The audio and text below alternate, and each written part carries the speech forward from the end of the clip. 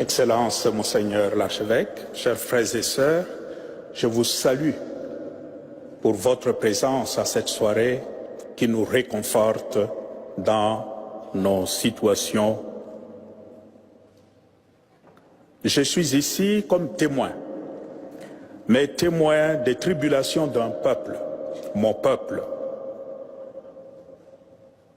qui réclame tout juste le droit de vivre et de vivre digne. C'est la situation qui prévaut au Congo, un pays immensément riche, considéré comme un scandale géologique, et où vit un peuple extrêmement pauvre, malheureux. Le Congo est aujourd'hui considéré comme cet homme qui descendait de Jérusalem à Jéricho, il tomba entre les mains des brigands qui le dépouillèrent, le rouèrent de coups et s'en allèrent, le laissant à demi-mort. Face à cette situation, le peuple qui souffre ne sait plus vers quel saint se tourner. L'Église, dans ces contextes d'obscurité pour le peuple, apparaît comme source de lumière et d'espérance. L'Église catholique a constaté au Congo que le malheur du peuple est dû tout simplement au mauvais cœur de l'homme. Ceux qui nous dirigent, qui sont au service des grandes puissances, des grandes compagnies minières de par le monde, se comportent vraiment comme des prédateurs. L'Église a choisi de se mettre du côté de son peuple pour panser ses plaies. C'est ainsi que l'Église catholique au Congo gère plus ou moins 50% des infrastructures éducationnelles et sanitaires. Sur le plan sociopolitique, c'est encore l'Église catholique qui a aidé, qui a accompagné la classe politique à trouver un accord, dit l'accord de la Saint-Sylvestre, et qui a rendu possible les élections qui viennent de se passer.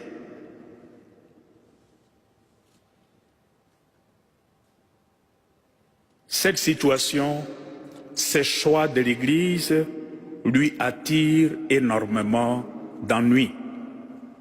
Parce que ceux qui font souffrir le peuple n'acceptent pas le rôle de l'Église. Nous avons enregistré l'année passée plusieurs morts lors des manifestations pour la démocratie des hommes, des femmes, des enfants qui réclamaient juste le droit d'aller voter. L'attitude de l'Église est motivée par cette conviction que la foi est d'abord un engagement, et un engagement aux côtés de ceux qui souffrent, aux côtés de ceux qui sont déconsidérés, aux côtés de ceux qui crient leur détresse vers le Seigneur. Et le Seigneur écoute plus le cri plaintif des malheureux que la belle musique des puissants de ce monde. Dans cet engagement, l'Église, à travers des prêtres, des consacrés et de laïcs, donne le témoignage d'une foi qui porte de fruits. Beaucoup de sang ont coulé au Congo et vous avez entendu dans la présentation des jeunes filles qui sont tuées devant nos églises, des enfants qui sont tués tout simplement parce qu'au nom de leur foi, ils réclament le droit de vivre en tant qu'un être humain de vivre comme Dieu le veut.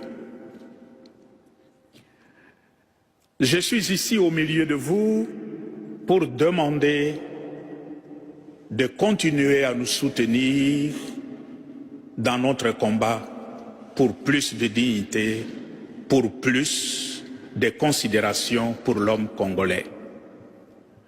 J'implore votre prière sur l'ensemble du peuple, en sachant que ce qui se passe au Congo, c'est aussi presque la même situation qui se vérifie dans certains d'autres pays de par le monde, particulièrement en Afrique.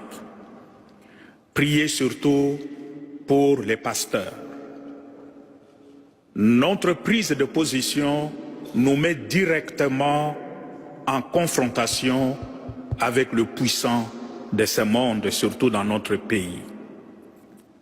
Parce que notre foi nous dit, quelle que soit la longueur de la nuit, le jour finira par se lever.